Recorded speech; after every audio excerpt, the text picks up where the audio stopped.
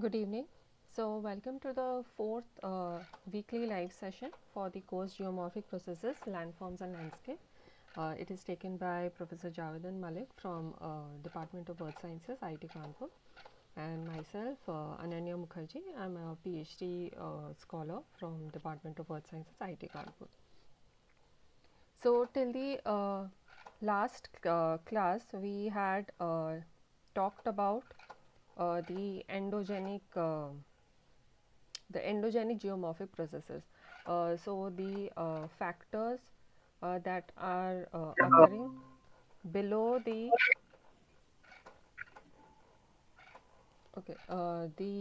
controls of these geomorphic processes are below the earth surface, so that is why they were called endogenic.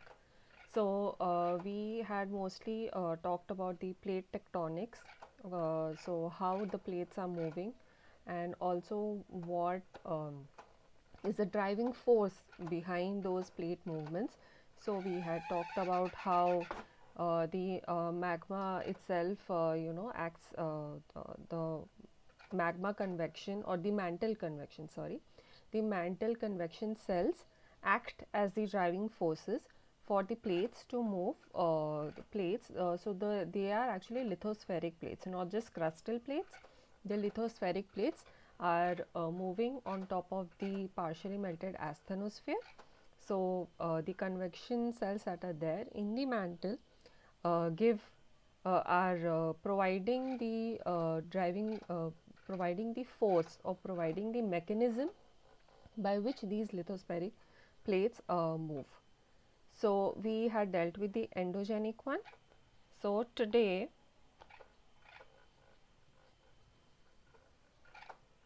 we will learn about the first kind of the geomorphic features that are created by the natural agent of running water. So mostly the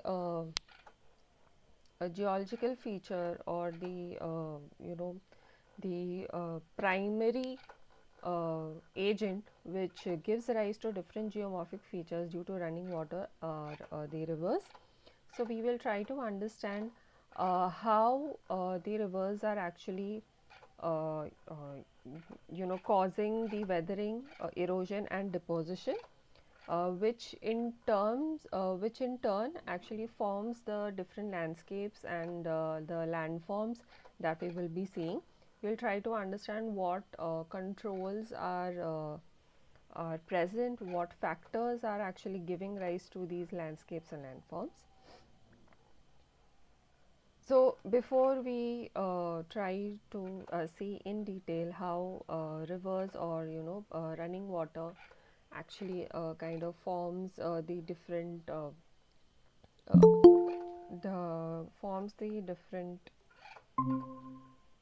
landscapes and landforms, we will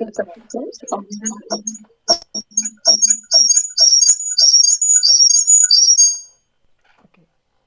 So we will try to see which are the ones, no, what are the actually stages where the rivers are actually forming the different landforms, and they are actually function of the structure of the land already present over there, the structures which are prevalent, the different processes, either it's erosion or deposition, and along with it at which time or which period of the river's life. Okay, so river originates somewhere, and then the last or the last stage of the river is when it meets the sea.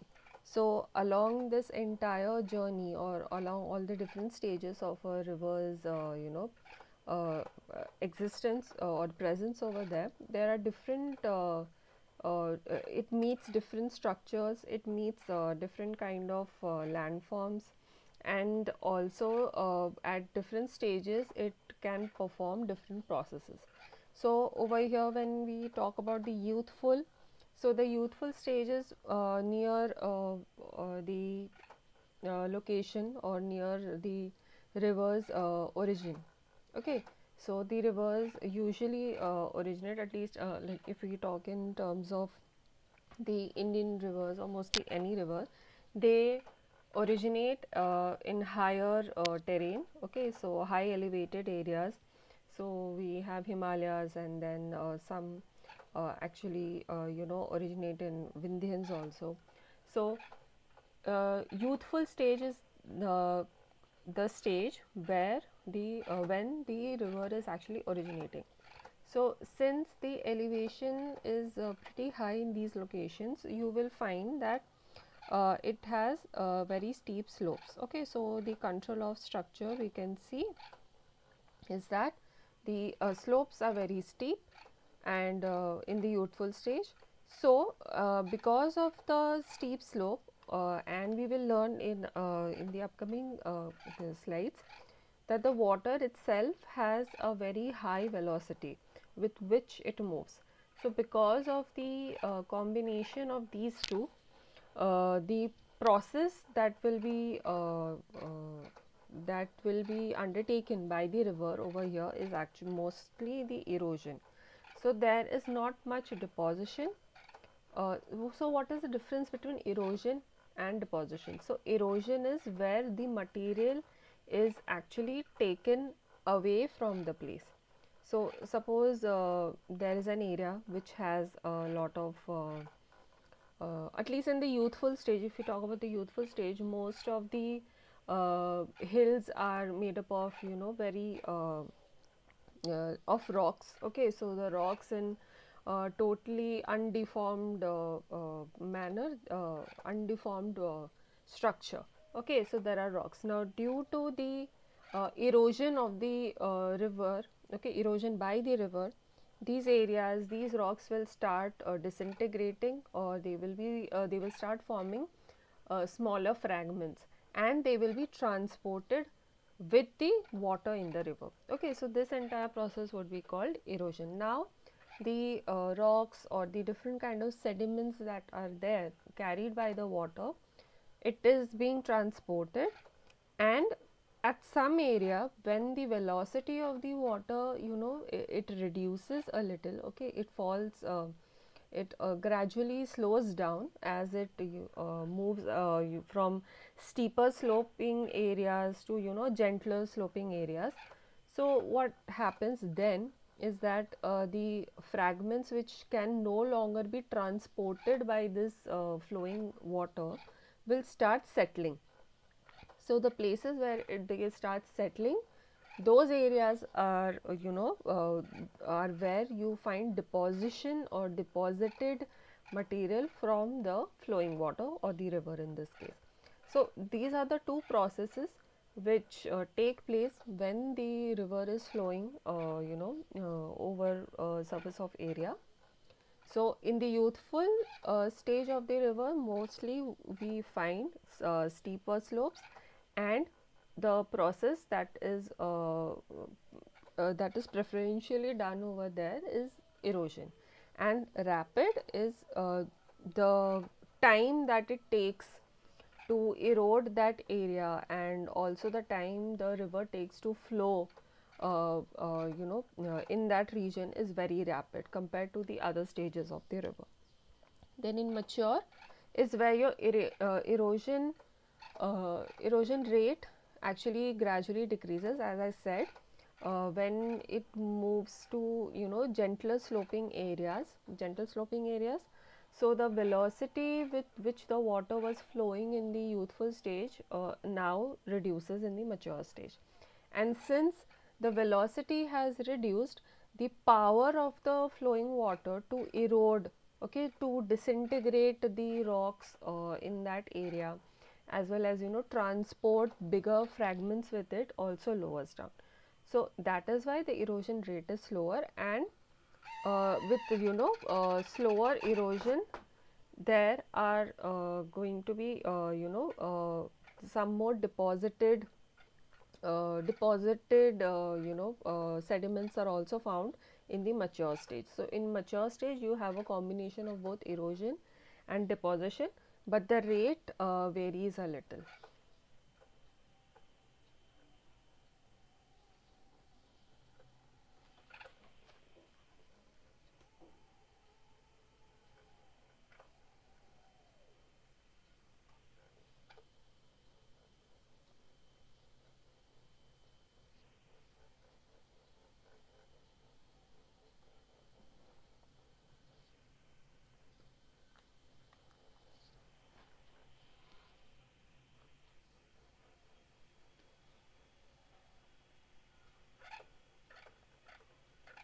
I'm sorry, there was a bit of connection issues.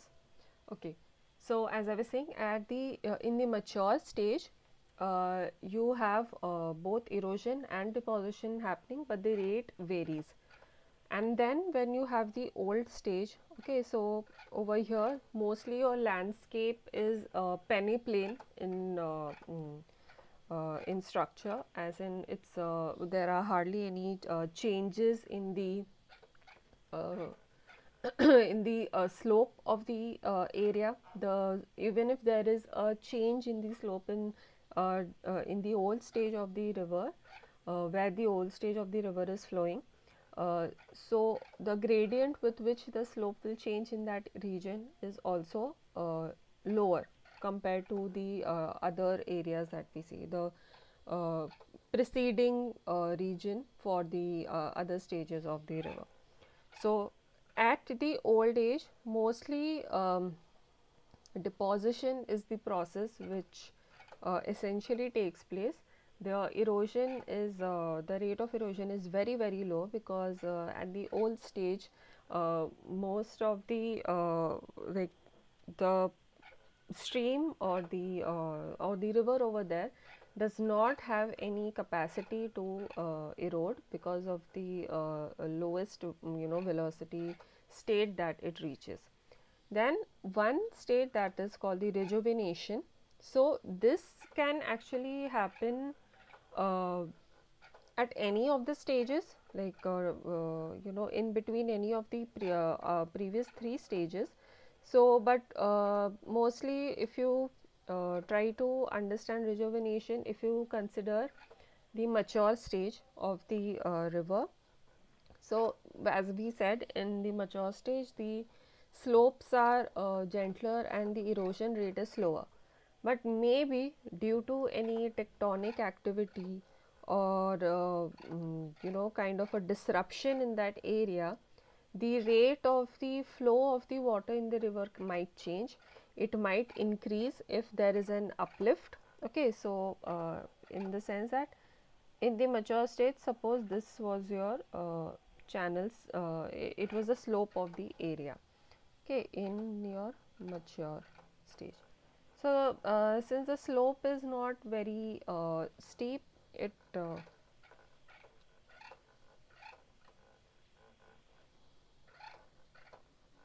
just 1 minute, I'll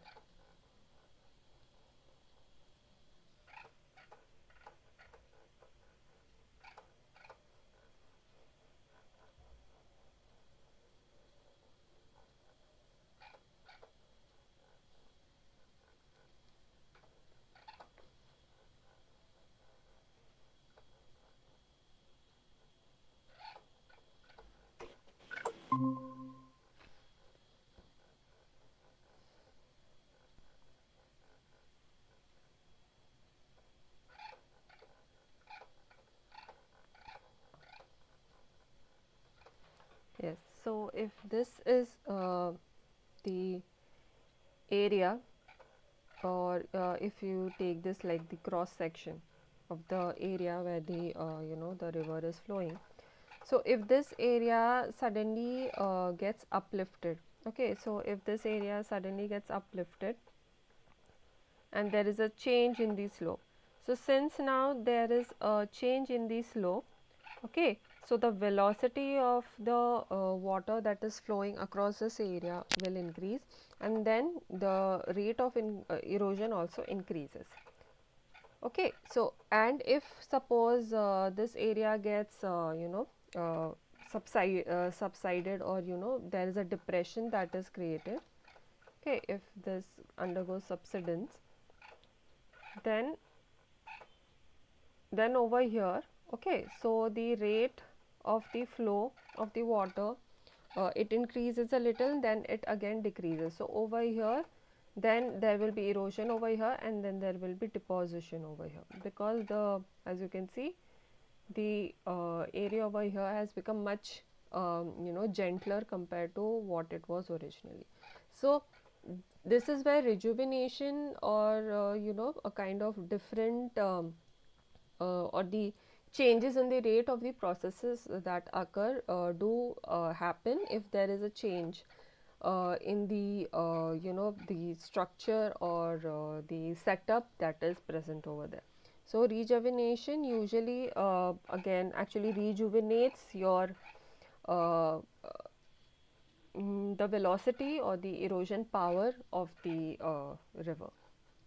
So as you can see over here, this is mostly your this is the one that is in the left is actually a feature that is mostly the action which is created mostly due to the erosive action of the river. And over here, sorry, yeah, in the picture to the right, this is as you can see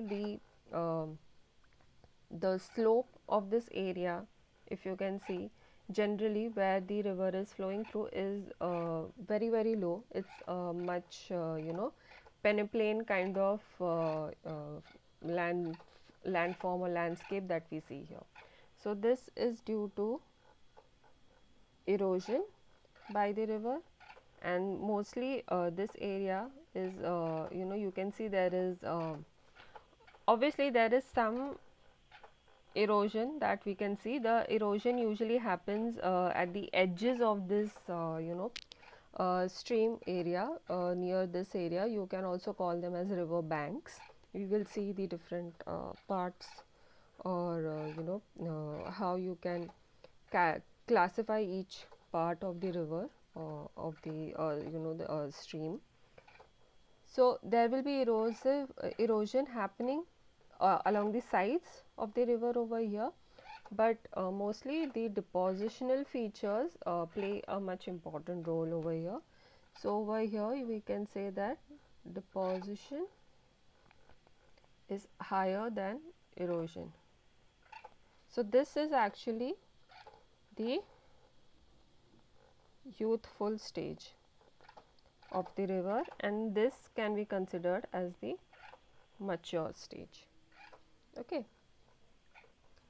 Now we come to river morphology. So as we said, now we understood the stages of the river and what are the different kind of actions that we see in that river.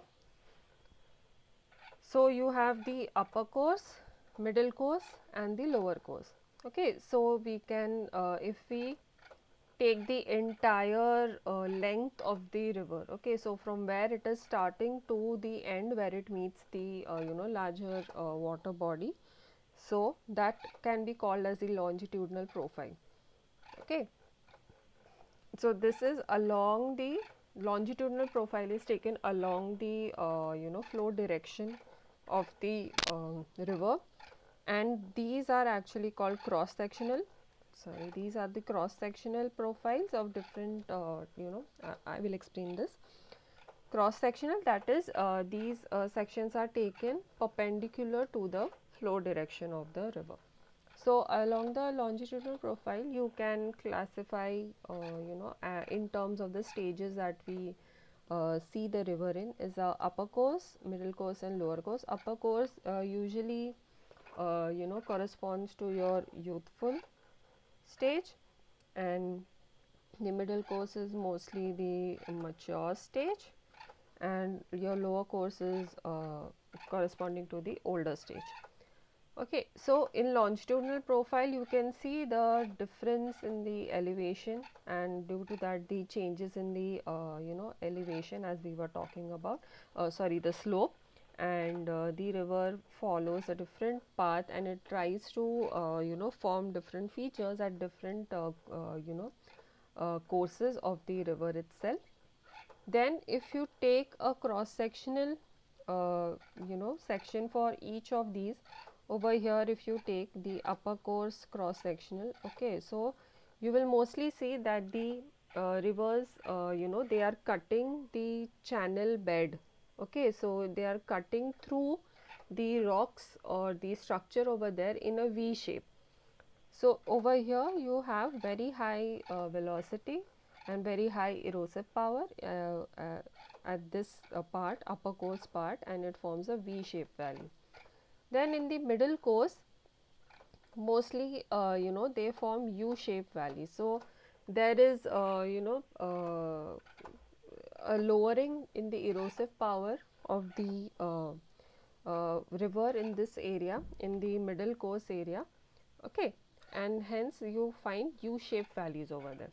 Then at the lower courses, when it starts reaching the end of its the stage, the old stage, you will find more and more channels in the flat shape, where the erosion has, it's almost it's almost negligible, and it cannot cut through the structure very sharply or very fast.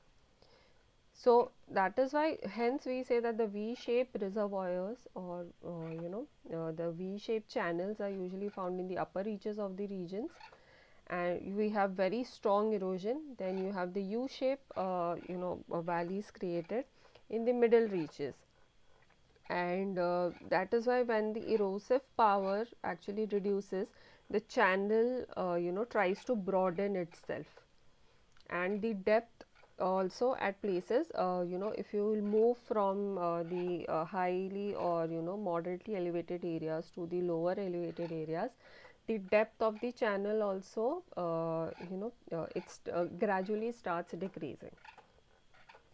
And the flat shaped reservoirs are usually found in the lower reaches of floodplains, because as we said that the slope over there have very low gradients, and mostly the rivers try to migrate in the lateral fashion, so say from eastern side to the western side, in that sense.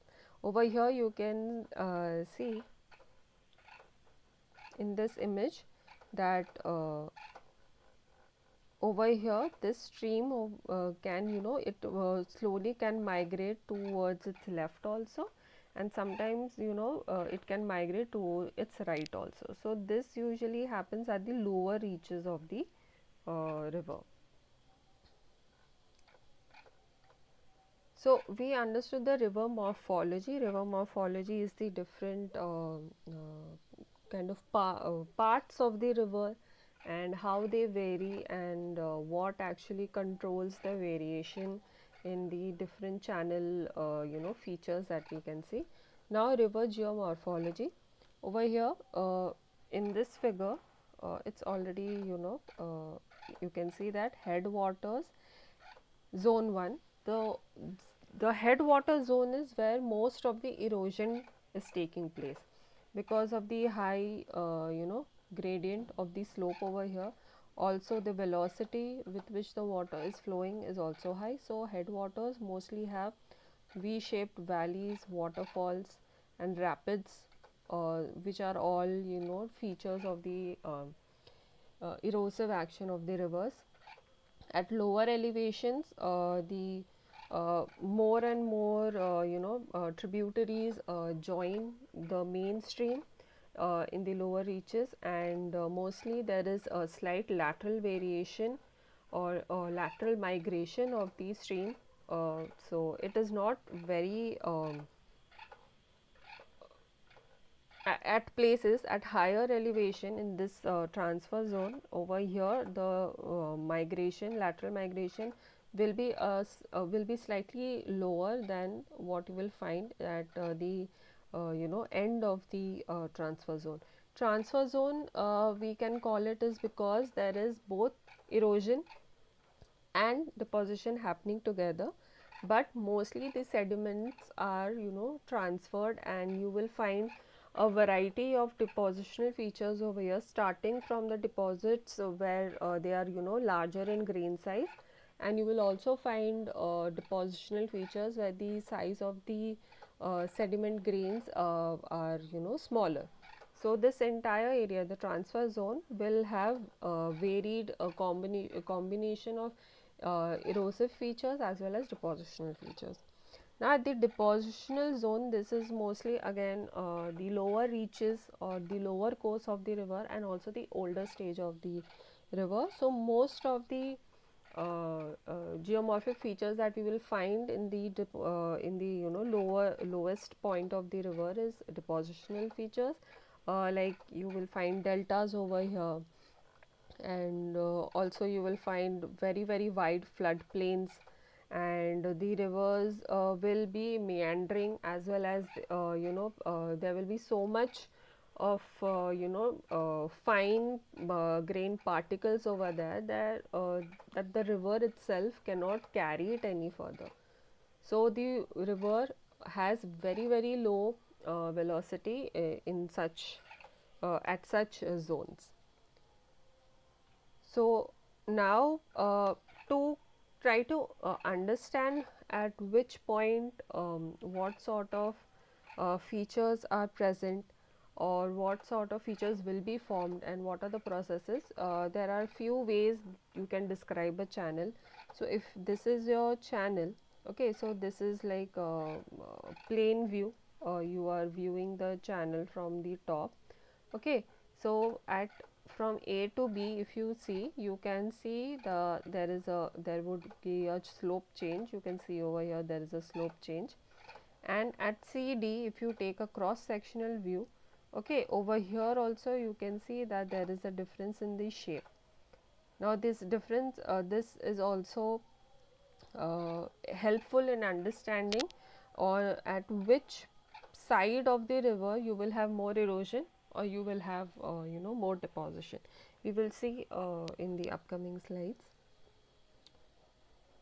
So what are the uh, factors which which can help you understand, or which actually plays a role in the different kind of geomorphic landforms that are formed due to the river flowing across the area.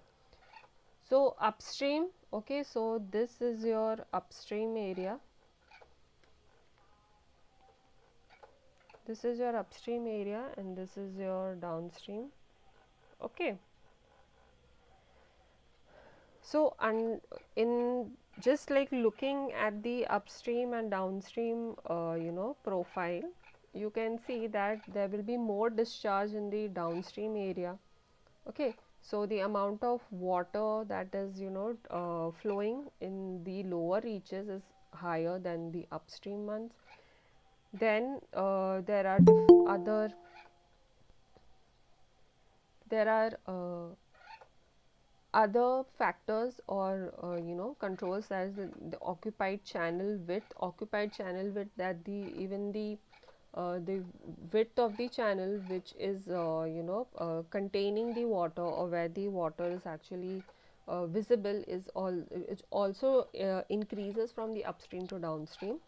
Channel depth is actually varying from the upstream and downstream, but in general the general trend also is that the depth from the upstream region to the downstream region, there will be a channel depth variation, and the depth will always it looks like it is increasing from the upstream to downstream area. Average velocity, again it increases from the upstream to downstream region. The load quantity, because most of the erosion happens in the upstream region, so the load actually is transported to the downstream parts, and that is why downstream will always have a higher load quantity compared to upstream. Now what are the quantities that are higher in the upstream region? So that would be the load particle size. So bigger grain size fragments, rock fragments, are usually found more in the upstream part of the river than downstream. So all the finer or smaller sized particles are actually flowing downstream.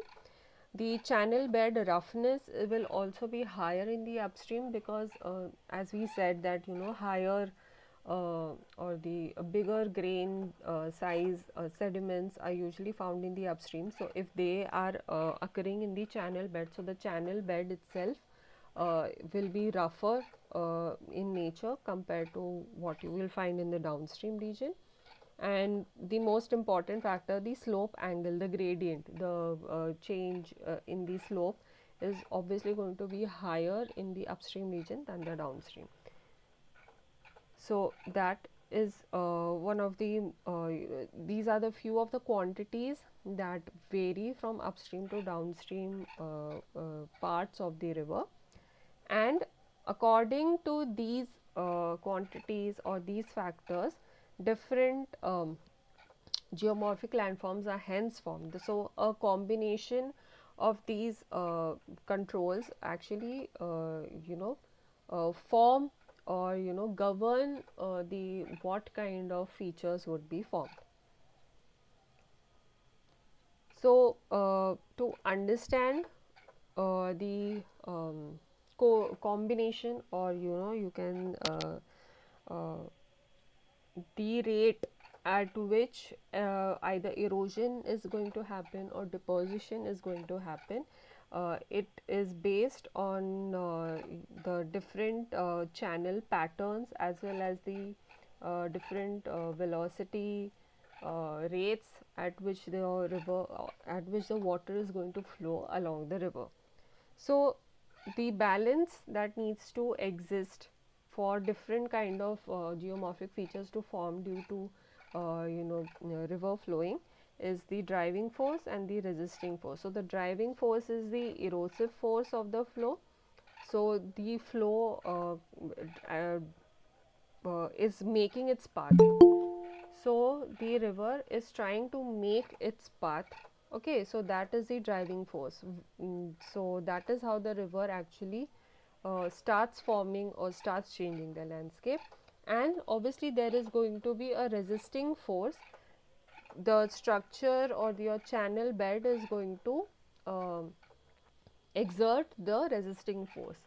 So, because of these two, there has to be a balance. If there is more and more resistance from the channel to be eroded, so the water requires more and more force, okay, to erode that area. So, there has to be a balance between these two for the different features to form. So, uh, over here, if you see in this diagram, okay, so suppose the stream is curving over here. So, when the stream is curving, if suppose the water wanted to move in this direction, okay, but it cannot. Okay, so maybe because of the structure, or maybe because of the decrease in the slope gradient in this area. So, the water will always try to find the least it will always try to stay in the least energy state, where it can easily flow across the land. So, river will always find the path where it will take the least amount of energy to make its path. So, as it curves, so if you see the we will first see the A profile. So, in the area A, this is mostly a straight channel. Okay. So, if the area is a straight channel, so there is not much resistance that is given from the edges of this river. Okay. But because there is a friction that is evident, or that is going to give the resistive force to the water to flow. So, the velocity or the speed with which the water will be flowing across the edge of this channel is going to be slower compared to the water in the upper and the middle section of the channel. So, this will have the faster flow. So, we can see that if the depth is uniform, the fastest flow of the water will be seen in the middle of the channel, and near the edges we will see that the flow of the water is slower. So, because it needs more energy to flow along the edges of the channel, it will try to drag, it will try to erode. Okay. So, that is why, so the flow or the rate of flow at the edges of the channel is going to be slower. So, we can then if we see in the area B. Okay, so area B, we can see that the channel is taking a curve over here. So, when it is curving, okay, so because this yellow part, okay, over here if you see, the yellow region over here is actually sand being deposited due to the slowing of the water along this area.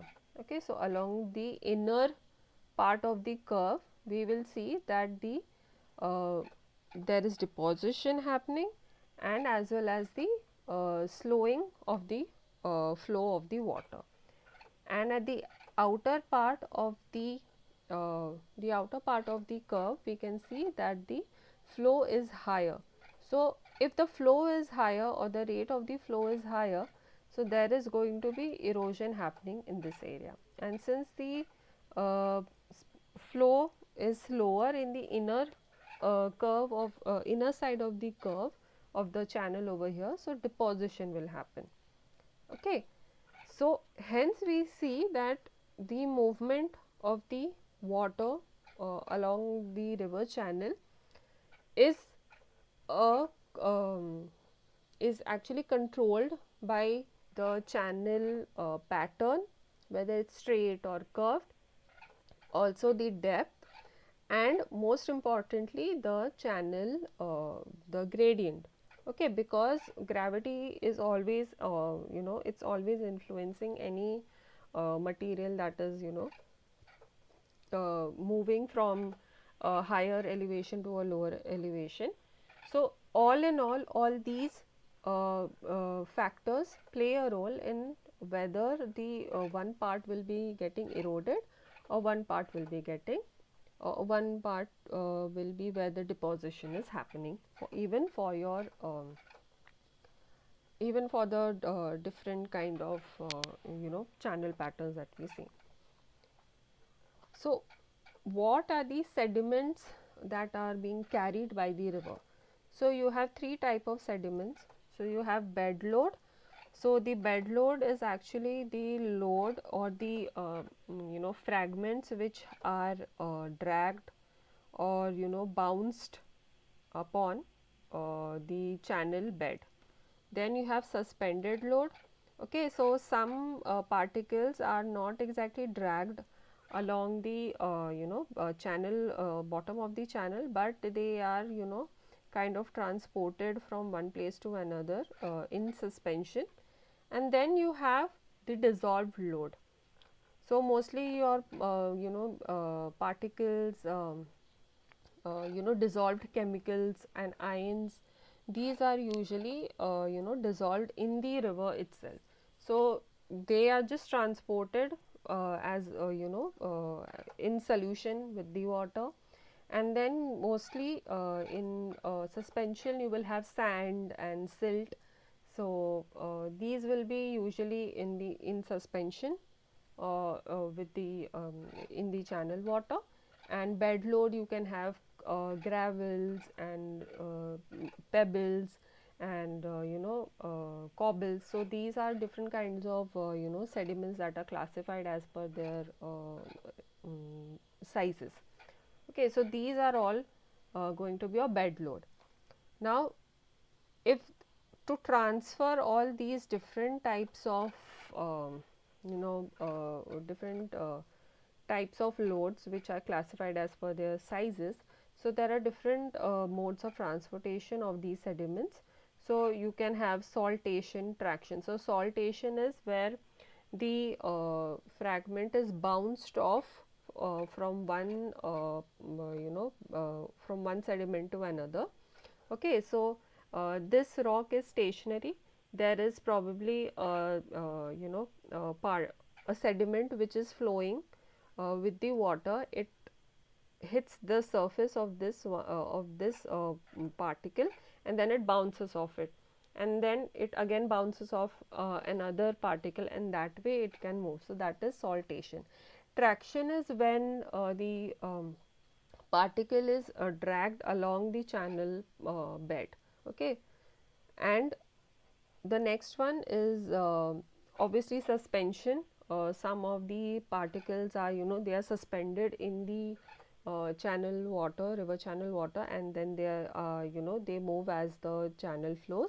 and as we said, some sediments, or uh, they are actually dissolved and they are in a solution with the water.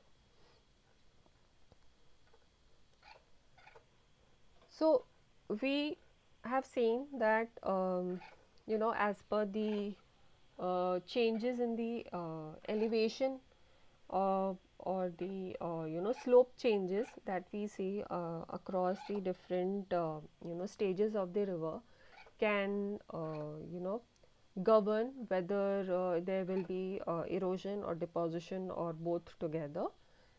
The other factors which play an important role is the particle size. Okay, so the sediments are found in different sizes. So as per the particle sizes of these rivers, so there can be different kind of uh, the mechanism. Okay, so the mechanism that is active is also going to differ. Just wait a minute, there is some issue with my connection.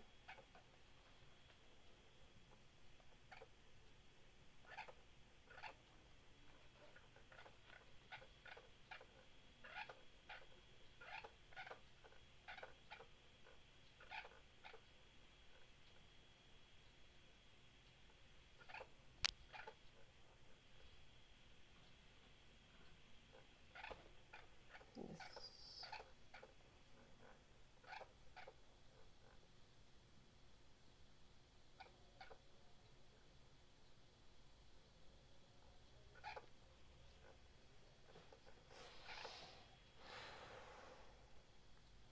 Yes. So for that we have this Huel-Strom-Sundberg diagram. So this actually shows the relationship between the particle size and the mechanism that it is going to follow with respect to the flow velocity. Okay, so the velocity with which the water is going to flow. So from the diagram itself, we can see that the particles actually range from being clay to pebble, cobbles, boulders. Okay, so these are the supposedly the diameter of the particles. Okay, so we go all the way up to 1000 millimeter. So and the flow velocity is also ranging from 0.1 to 1000 centimeter per second. So as you can see in this diagram, there are two different kind of curves that we can see. One is the erosion velocity curve and the other one is the settling velocity curve. Okay, so the erosion velocity curve actually gives us the information about at which flow velocity which particle is going to be either can be eroded or transported, and which cannot be. And similarly with the settling velocity curve, we can understand which particle will get deposited at which flow velocity. Okay, so this gives the relationship between the particle size and the flow velocity. So over here you can see that uh, almost the most of the clay, sorry, I just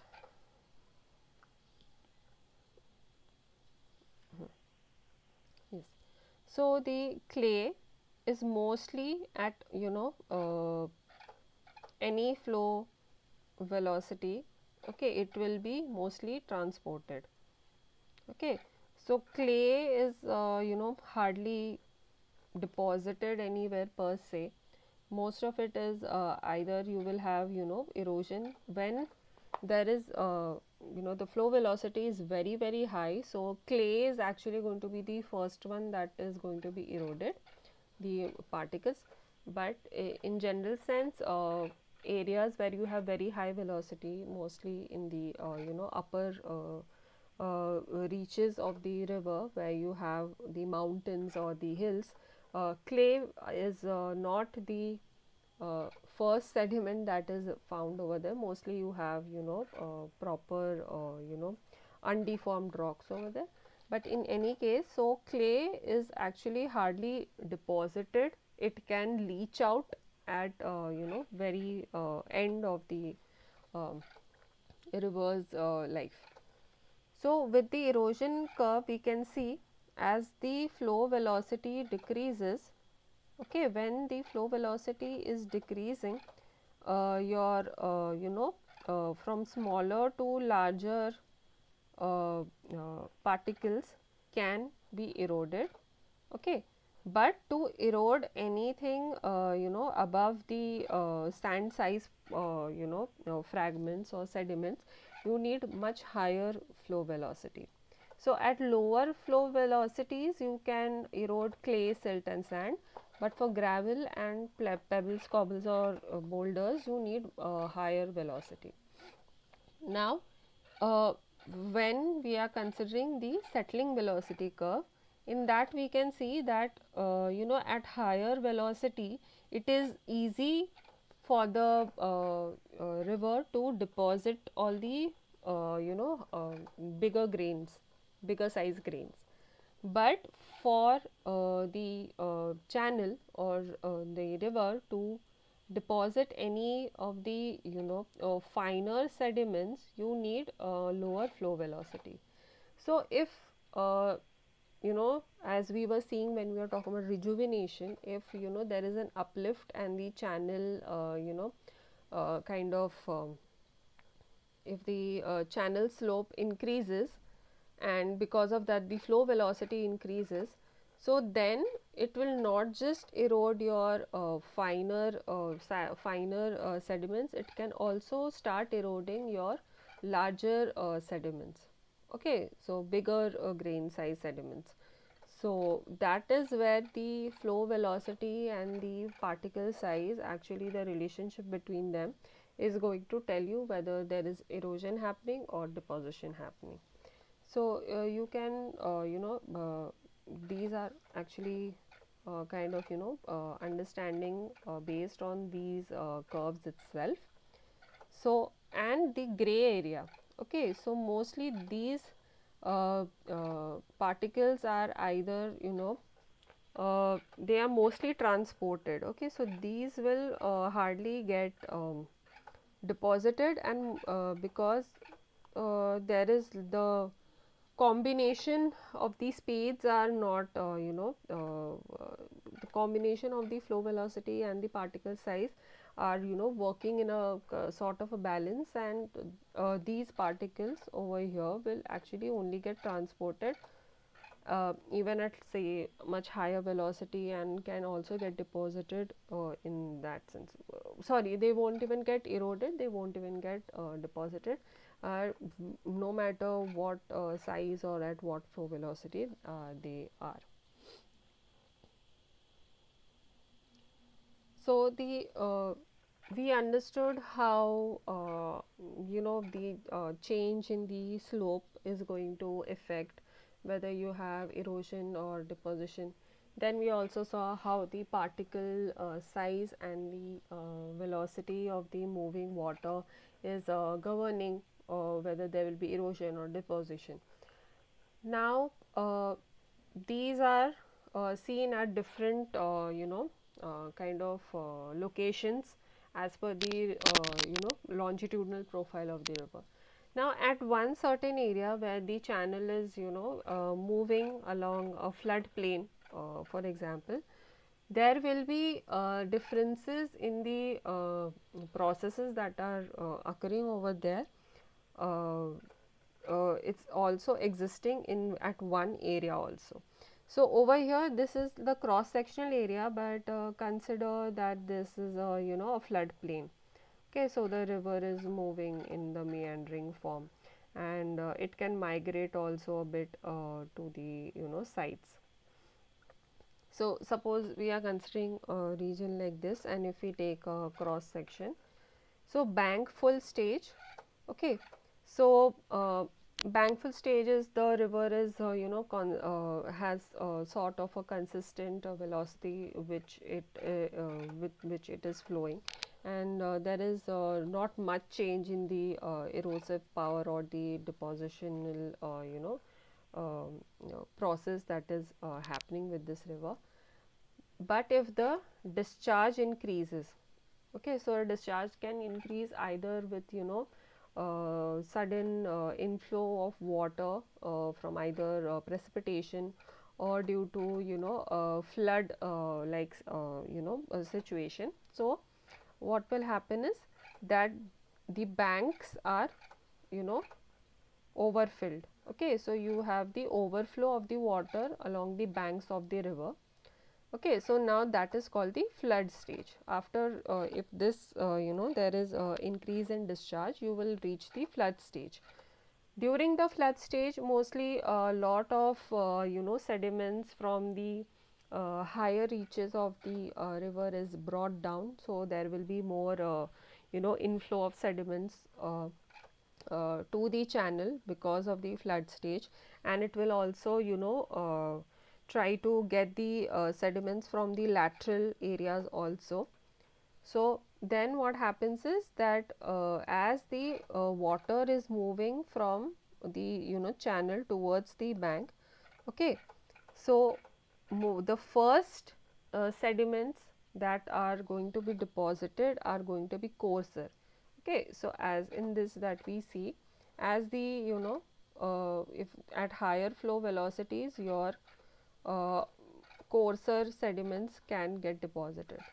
Okay, and then when it tries to move towards the edges of the bank, okay, so since the coarser material is getting deposited here, so the finer material are being carried by the water and it moves away from the away from the channel. Okay, and after that, when the water recedes back, okay, either the this water is either evaporated, and after the flood stage this water is it is receding back, then we are left with a feature that is called the levees. Okay, so levees are these slightly elevated linear features that are found along the river channel edges. So with as you can understand, with repeated flooding and then lowering of the discharge of the water in the rivers, these levees can start increasing in height, and they themselves then start acting like as flood prevention features. So they increase the capacity of the river for it to reach the flood stage. So this if this starts increasing in height, okay, then what happens is the river channel can accommodate more water, so the frequency or the intensity of flood can will reduce with time. So over here then we can see that formation of natural levees is kind of both erosion, it has a combination of erosion and depositional processes that is done by the river. Now understanding the discharge, okay, the flow discharge or the discharge of the river, okay, discharge of the river is important to understand the river dynamics. So whether we can try to prevent the floods, or we can try to redirect the discharge, or the increase in the discharge that is seen in the rivers. So there are few equations that kind of explain us whether the discharge is increasing or not, or what kind of flow regime is being followed in the river. So you have the Manning's equation. So this is a very straightforward derivation. So mostly this if this is your river channel, so mostly what we need is the wetted parameter. So wetted parameter is actually the addition of the edges and the bottom of the length of the channel bottom and the channel edges, and the hydraulic radius is actually the area, cross sectional area, divided by this wetted parameter. So this hydraulic radius is actually used in the Manning's equation over here, and then with the Manning's equation, or the velocity, average velocity that we find over here, we can understand the discharge of the the river over here. So that is mostly the volume of the water that is sorry, the velocity of the water with which it is flowing, multiplied by the cross sectional area of the channel. So that this is an important equation when we want to calculate the discharge, and we try to find the velocity of the water that is flowing along that river. So there is another parameter that is used, is the Reynolds number. So it actually tries to explain the amount of turbulence, or actually the how much sediments are actually mixed in and transported in the fluid. So this can actually this is related to the density and the viscosity of the fluid, and the density and the viscosity of the water that is flowing through the channel is actually dependent on the load that it is carrying. So if it is very turbulent, then we can vaguely understand that the a lot of the sediments are mixed and dissolved and suspended with the water, and also the larger grains are very kind of easily transported by the water over there, the turbulent water. And if the flows are generally laminar in nature, as per the Reynolds number that is calculated, so it will mostly carry the suspended and the dissolved load at a lower velocity, lower flow velocities. So by that understanding, we can find the Reynolds number, so which is you know which is dependent on the flow velocity and the length of the, say, the river, and it is inversely proportional to the viscosity. Okay, so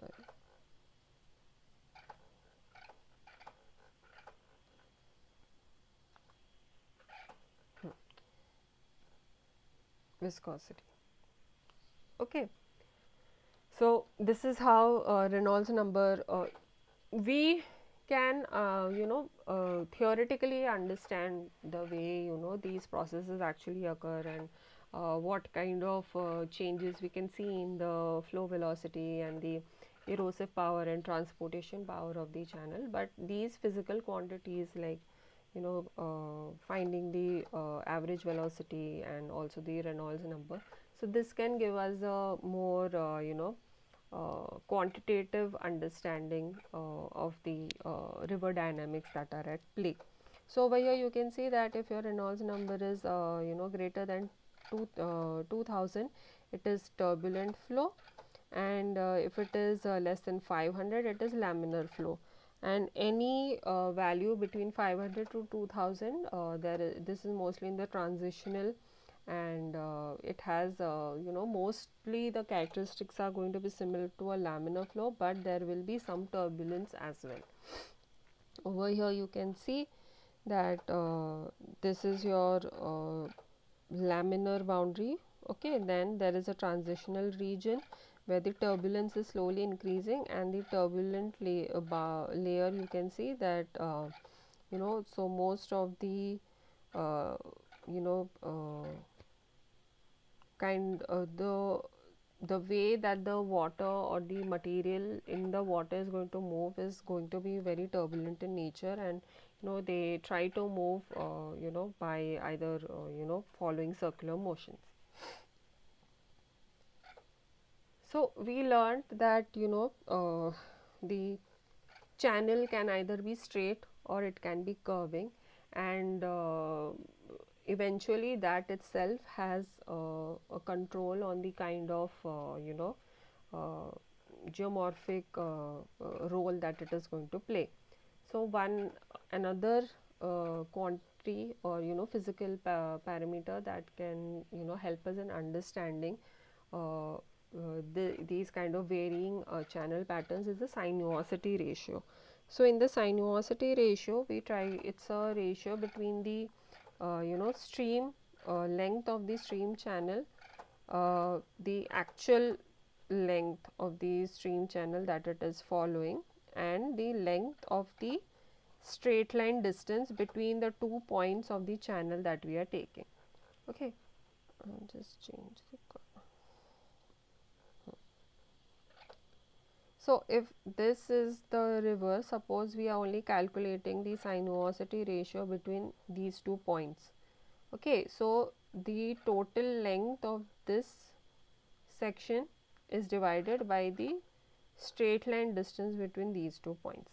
So that is going to give us the sinuosity ratio.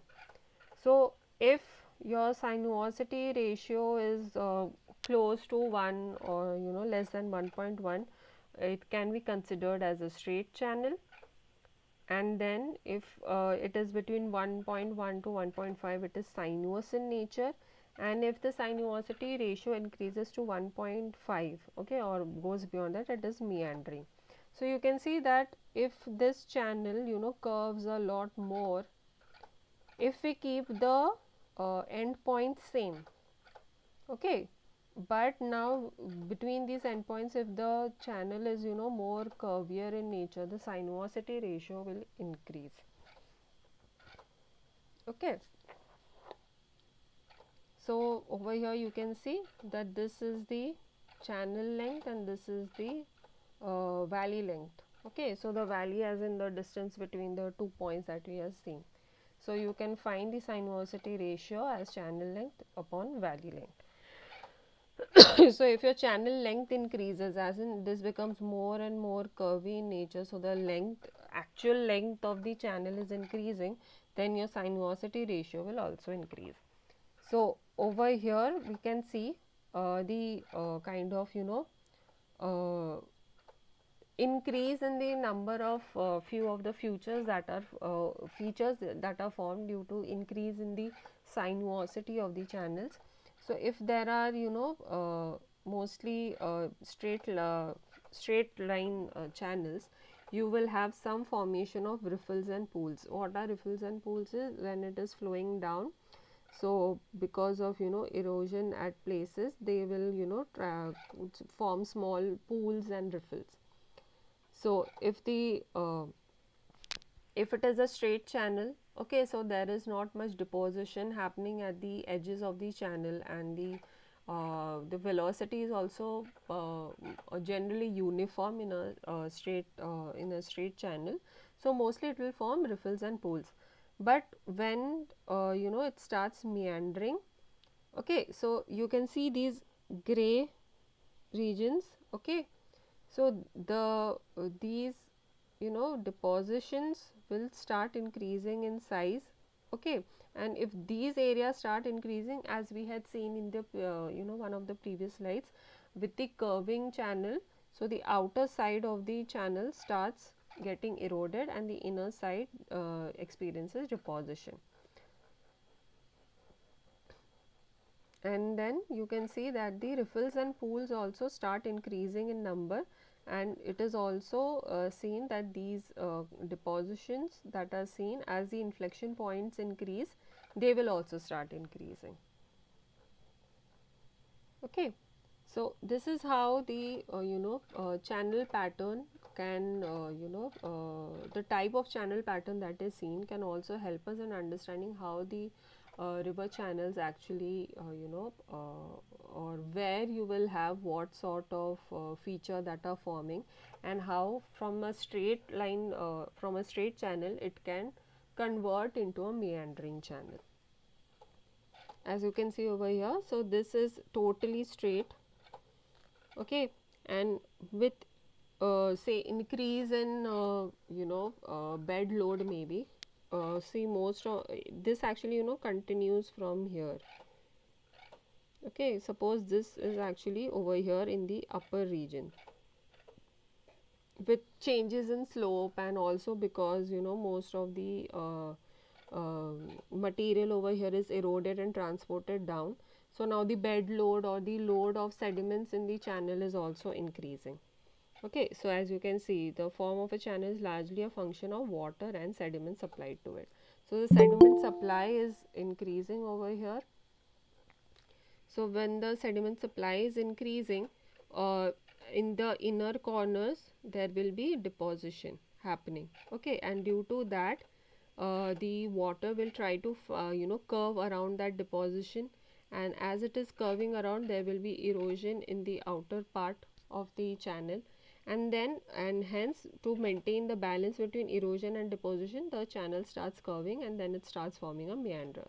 And when it starts curving and starts forming the meander, your sinuosity starts increasing. So you can see how the sinuosity has increased, and the valley length, or the linear length between the 2 points that are there on the channel, that is kept the same, but the channel length, okay, is actually increasing in number, or increasing in the value. And similarly, when we are considering braided channels, okay, so what are braided channels is that due to the increase in the number of these uh, bars, okay, these are called sand bars that are created at the inner side of the channels. Okay, so they start forming bigger linear larger bars, and the water will then start moving around it. So sometimes two bars they converge together, form one large bar, and the stream will then start flowing along the other side of the bar. So these things also happen.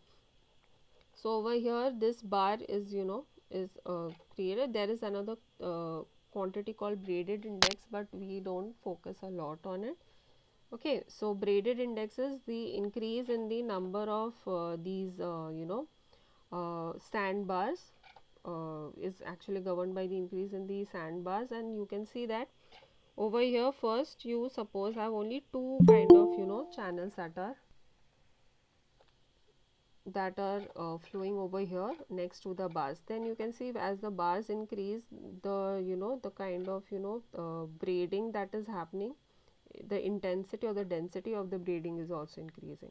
And similarly over here, across all these bars, the braiding of the channel has increased. So braiding index also increases. In this figure over here, you can see how the different factors are actually governing on the type of channel pattern that are going to be seen. So decreasing channel stability, increasing sediment supply. Okay, so you can see over here that from step pool cascade it moves towards mostly kind of a channel which has more sediment load in it, and it will start forming mostly a river or a channel where you will see sediment, the quantity of sediment is much more, and it cannot follow a certain pattern for a very long time. And then if you have increasing channel gradient, okay, decreasing channel stability, and if you increase the sediment capacity, okay, so these are the kind of different these will form at lower stability, sorry, lower slope gradient areas, and then with increasing channel gradient and the increasing in sediment supply, the type of channel patterns can be observed here. So these gray shaded areas are actually deposited material. Over here this gives a much clearer understanding of how different kind of channels can be seen, or actually have been studied and classified. So you can have bed load channel, mixed load channel, or suspended load channel. So bed load channels are mostly where you have the larger grain size sediments forming, and the mixed load and the suspended load are varying. Mixed load has both bed load and suspended, and suspended are mostly suspended. So in this figure itself you can see how the different factors help in creating different kind of channels over here. So effects of tectonics that we said, either you can have more deposition or more erosion based on the either upliftment of that area or the subsidence of the area.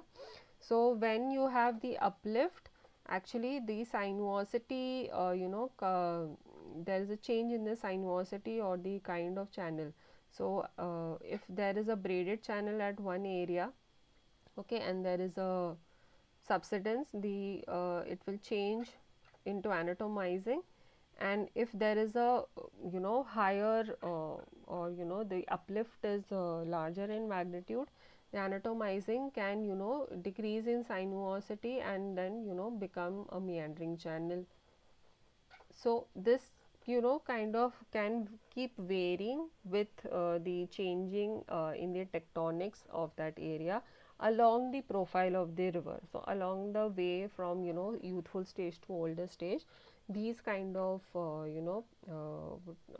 these changes in the tectonic setup of the area also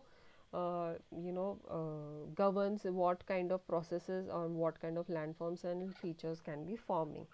So you can see over here with time, if this area keeps going downwards, so these are the different the meandering of the river can shift towards the subsiding area.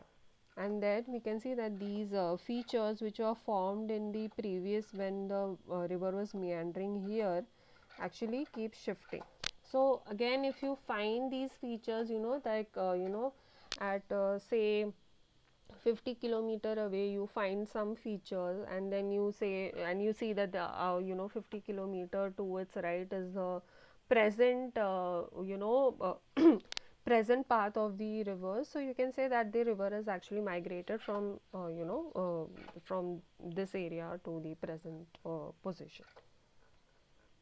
So now we'll move to the different kind of features that we see due to the different erosional and depositional processes. So over here, as an example, this is a canyon. So you can see first, like the broadening of this canyon has happened over time. Okay, so it must have taken thousands and even probably millions of years for the canyon to widen to such an extent. Okay, so maybe this entire area was first just together, close together the edges of the canyons, and this was the way that the river was flowing, and with time this got deeper, and this also got wider in nature because of the difference in the flow velocity, the channel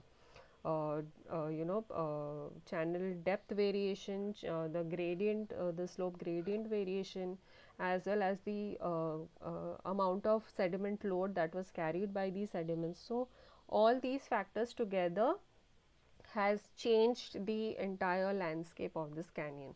So you can see that over here you have the canyon walls. Okay, so these are the walls.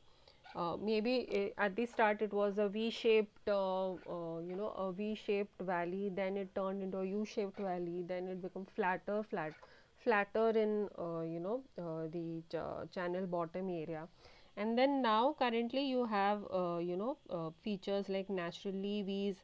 You have the floodplains that are created. Then you have talus. Talus is small hills where you have pebbles or gravels, they are forming small hills, and these are all first erosional and then depositional features. And then you can see that currently this is an active point bar, a sand bar, and this is inactive. So you can see, you can say that the channel has migrated from this side to this side in this area. Okay, and also the levee is over here. So again we can say that the channel has moved from left side to the right side. So these are the different features that can be found due to the erosional combination of erosional and depositional action. One important feature that we see because of the combination of erosional and depositional processes is the formation of oxbow lake. So the river is meandering in this form over here. Okay, so this is how it's meandering, and as we have said that inner part of the meanders or the curving rivers, this is where the deposition happens. So as the sorry, this is the outer part. Yes, so this is the outer part of the curves, and this is where the erosion happens. So over time, with more and more erosion, more and more the channel is going to shift inwards from here and shift inwards from there. So what happens at that, at certain point of time, the land area over here becomes very narrow, and with constant higher velocity, or the if the erosion is happening at the constant rate, or if it increases by chance, so what will happen is that this the stream meets itself over here. Okay, because this entire area is eroded, and now it forms a path for the channel to flow in a straight line. So with time, this area will stop receiving input of water, and it can it will slowly separate from the main channel. So the main channel now is actually flowing straight over here, and this part actually forms the oxbow lake. So there is water over here, and it is separated from the main channel by deposition of silt and clay. So, and since this part is now stagnant, it has no velocity for to erode this depositional feature, and may or meet the main channel again. So oxbow lake is a feature that is formed due to increase in the erosion, as well as some depositional action of the river.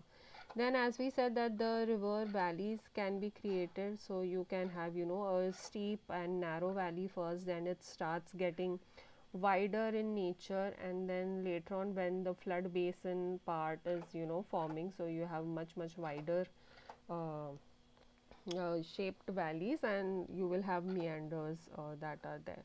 This actually is what happens with time. You can see this kind of nature of the feature in this canyon example that is over here. And also erosional features, some very important ones are the waterfall, and formation of gorges, and also rapids are formed. Rapids is that when uneven slopes and uneven crevasses or depressions are created in the channel beds, and over there the water that is moving over there starts it it kind of forms a smaller pool, and they are also called rapids. So when we see the erosional features, okay, so mostly the erosional features are seen in the youthful stage, and also the upper part of the middle reaches uh, of the river.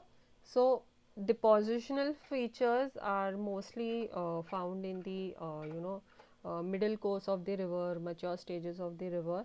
So the most important depositional features would be floodplains, and oxbow lake, as we said, it's kind of an it's part of both erosional and depositional feature, and meander scars are also formed, and most importantly your natural levees and point bars are very important depositional features in the mature stage of the river. And there are different kinds of bar deposits, so you have longitudinal, transverse, point bars. Point bars are usually mostly seen in the meanders. Now if these point bars they start and they form together, so what happens is now the water will move along the sides of these bars. So point bars can convert into longitudinal bars. Then you have diagonal bars, and there are different kind of bars, and these again are formed due to the different rates of flow velocity, channel gradient, as well as the sediment load that is being carried by the river. So the most important depositional feature that is seen at the older stage of the river are the uh, or when it has moved from the say higher elevated regions to the lower elevated regions. Okay, so before the older stage, or part of the mature stage, so you have alluvial fans. So these are usually formed in the foothills of the uh,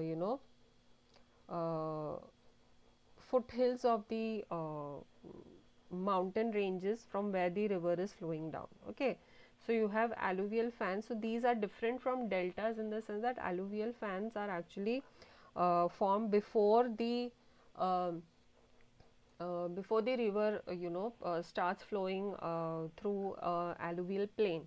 Okay, so this is a mixture of you can have a mixture of sand, silt, clay in these areas. Over these areas you can have coarser grains, and then with it due to the sudden drop in the channel slope, the different kind of sediments that are being carried down by the river is actually deposited, and the river actually can migrate along this alluvial fan. Okay, so you can, this is currently the say the active fan. Okay, and these are actually the inactive ones. So previously, maybe sorry, this is the active one right now. Okay, and these are all the inactive parts of the alluvial fan. As you can see that from the alluvial fan we move to alluvial plain. So alluvial plain is where we find the alluvium, and mostly alluvium is very fine grained sediments. Alluvial fan can have a combination of the different grain sizes, but mostly they are finer than boulders. Boulders can be found in the nearer to the foothills. Another depositional feature that is as we have discussed before, are the natural levees. So that they form in the floodplain region due to the constant flooding stage and then retreating of flooding stage. Now the depositional feature that are usually found at the older stage. Okay, so at the older stage of the river, so you will not see any erosional features.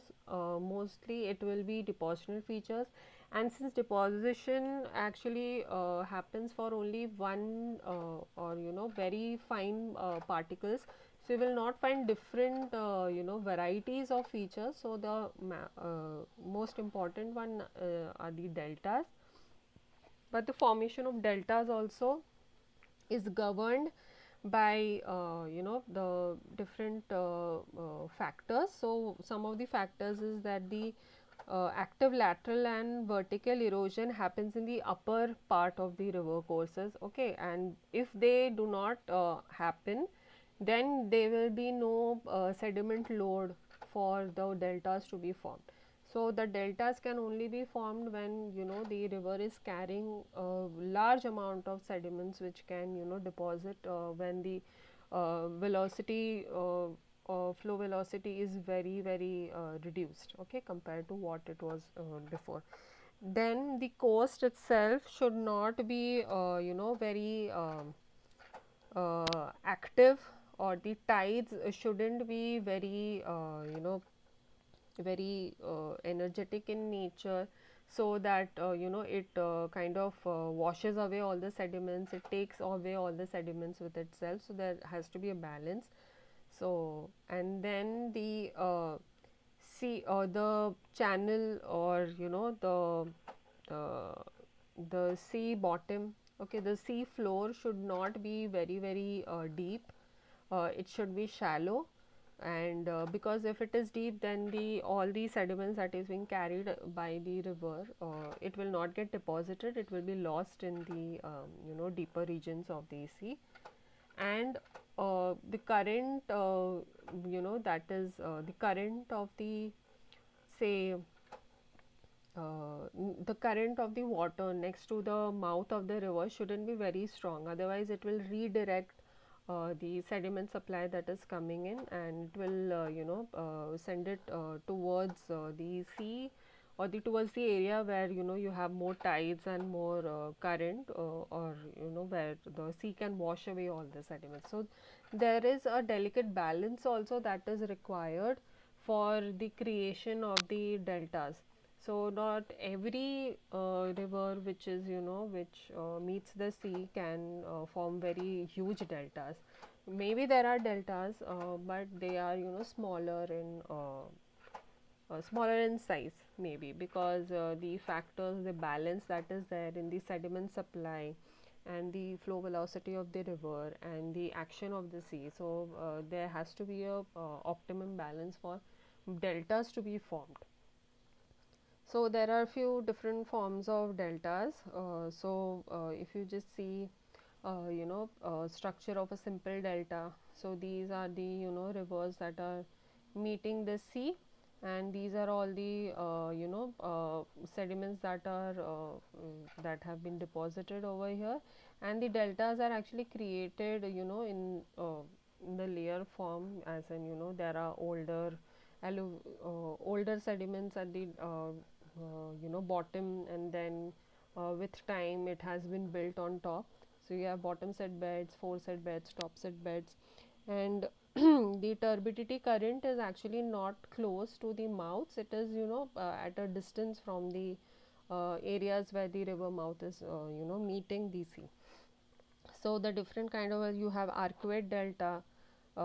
It is the most common one. So the Ganges that we see, the delta, the Ganga delta, is actually the type of an arcuate delta. You can see over here, it forms in the kind of convex shape on the outside. Then you have the bird's foot delta. So mostly it's more longer in nature, and there is no kind of a uniform shape along the edge of the delta. Then you have the Cascade delta. So these are like tooth-like projections, and there is an example in Spain, that is the Ebro River. And then you have estuarine delta. So these deltas are actually partly submerged in the coastal water. So these are called estuarine in that region. The environment is a bit different than normal deltas that we can see. So these are some kinds of deltas or types of deltas that are found. Now we come to a very important part where where we see the action of geomorphic processes hindering the life, human life and property, and something that can turn into a disaster along the time, which has already happened. So that is actually the shifting of the course of the Kosi River.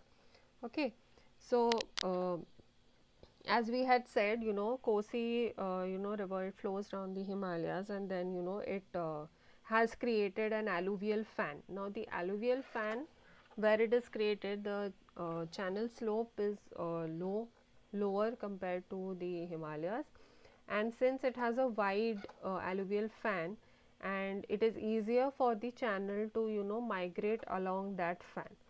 Okay, so with increasing in the flooding stages, okay, and if the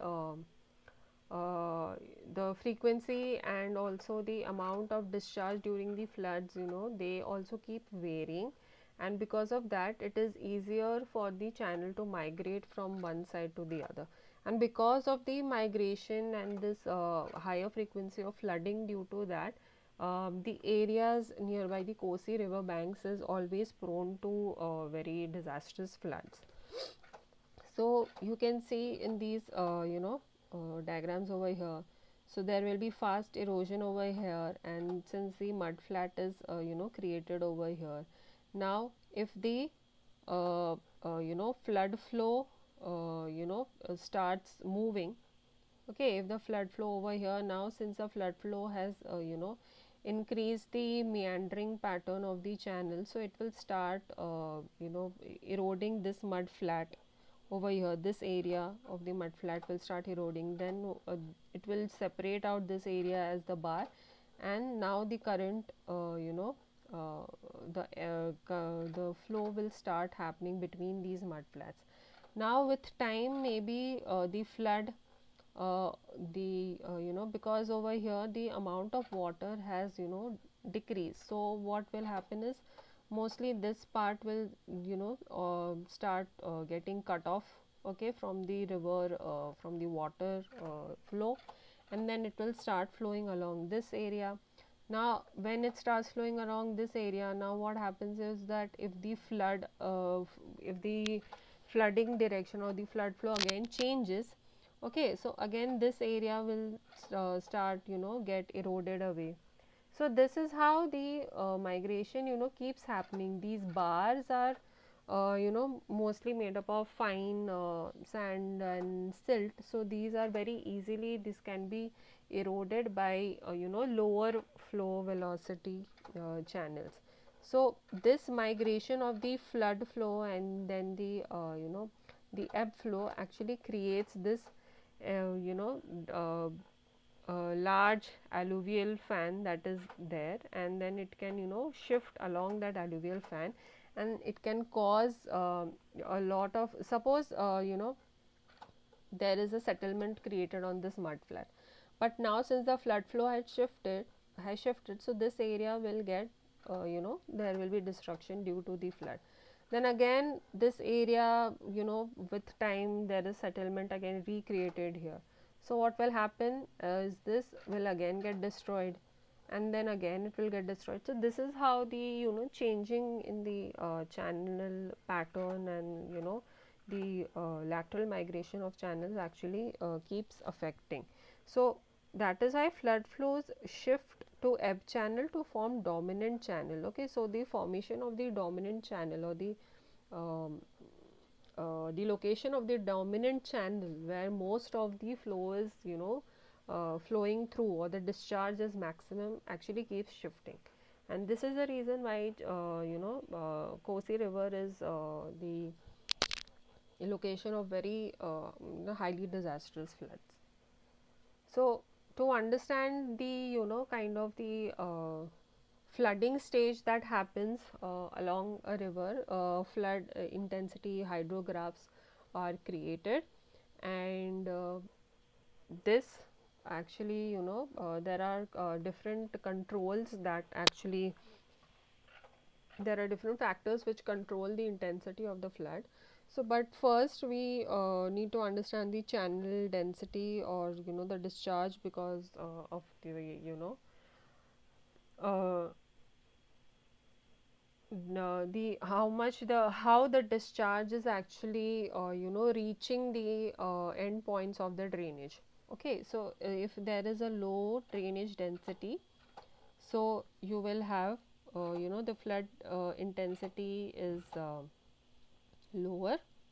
Okay, but if there is a high drainage density, the flood intensity actually increases. And similarly, if more vegetation is found, even if you have higher drainage density, but if there is vegetation across the drainage basin, you will have a lower flood intensity than an area with higher drainage density but no vegetation. So these are some of the factors that actually uh, have a role to play when there are floods happening. So either it is going to be a very disastrous flood, or it can be managed quickly, so that can hydrographs can help you to understand. So then, as you can see, that drainage density and the drainage patterns play a role in understanding the flood intensity. So then we try to understand what is the drainage evolution. So again, drainage evolution also varies with respect to the stages of the river's life. So youth stage, mature stage, old stage. So in the youth stage, mostly the drainage density is much lower. Then with time the drainage density increases, and more and more channels are created, and also the drainage basin also increases in the area that it covers. So in mature you can see that the length has increased as well as the width of the drainage basin has increased, and then you have the maximum extension when it is nearing the river mouth. And at the river mouth what happens is sometimes that the as we have seen that the flow velocity decreases, so some of the these smaller channels actually start disappearing, or these combine together to form one one channel which is bigger compared to what the individual ones were.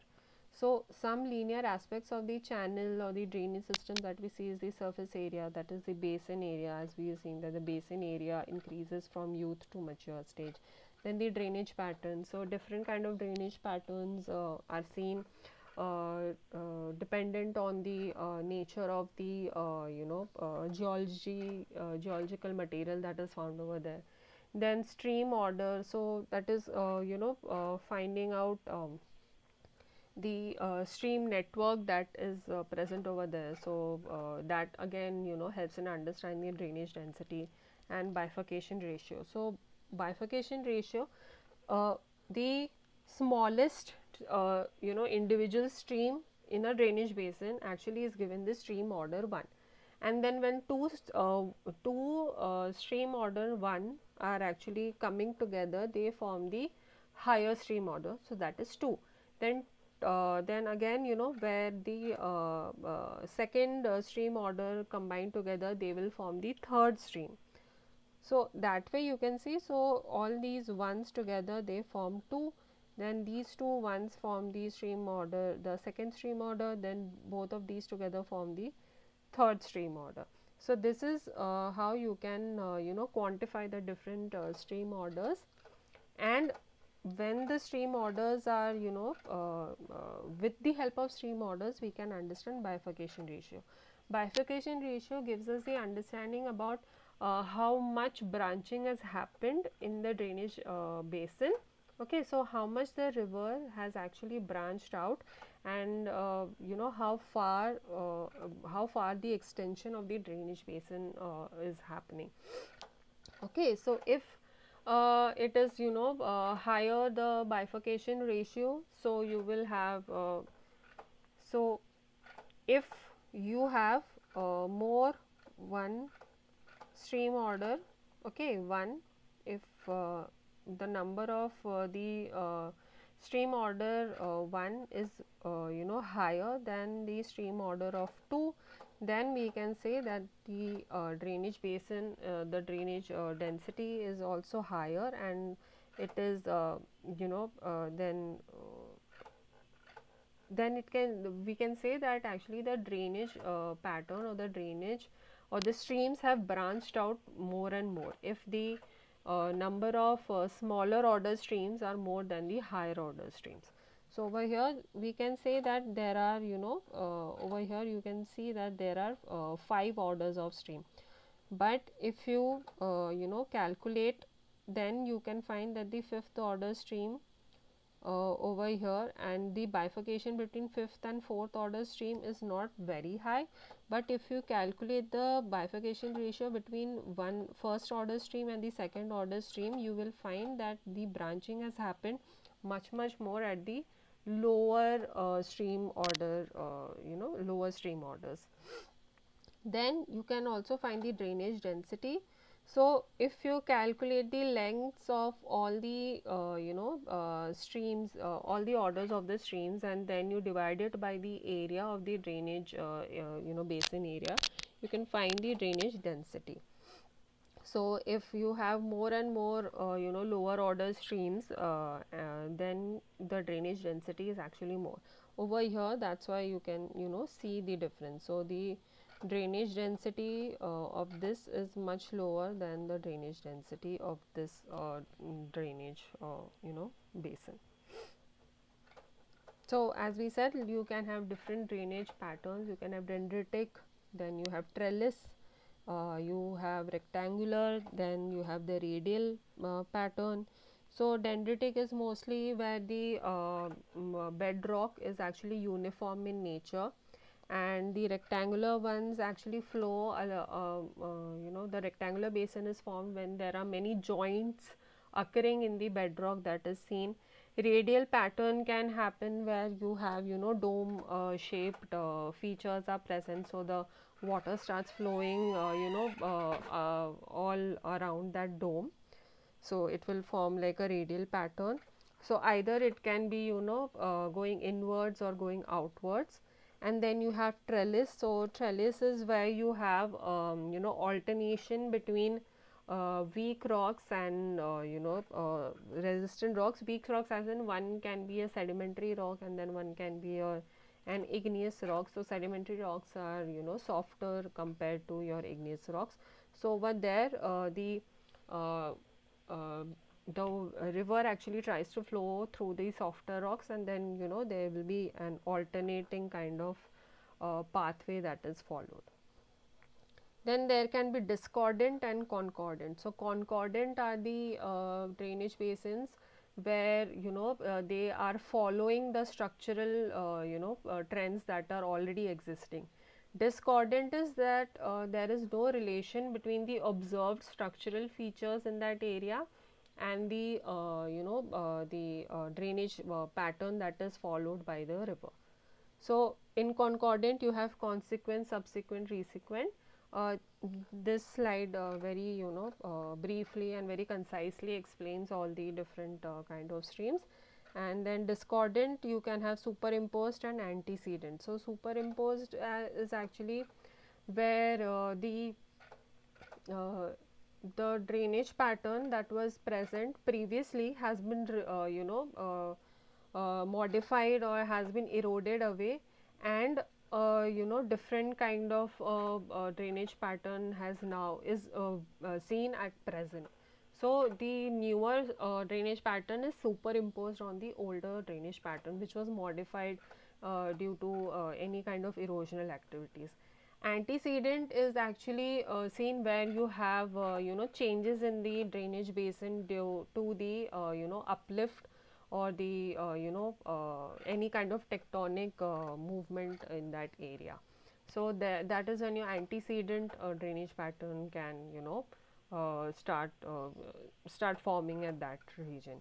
So the structure of the underlying rock, okay, could have been different and is probably different than what the drainage pattern is now showing. So we this is some part of the fluvial geomorphology. Obviously in the next week a little more of the fluvial geomorphology will be taken up. So in case you have any questions, you can ask right now, or as I have informed before, any question about the content by the professor itself, or the content that is being put up by me. If you have any questions, you can ask your questions in the discussion forum. So I will try to answer them over there itself.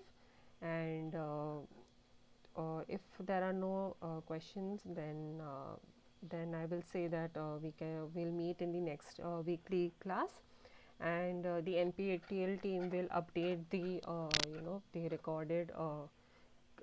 the recorded lecture as well as the content as and when it's scheduled by them.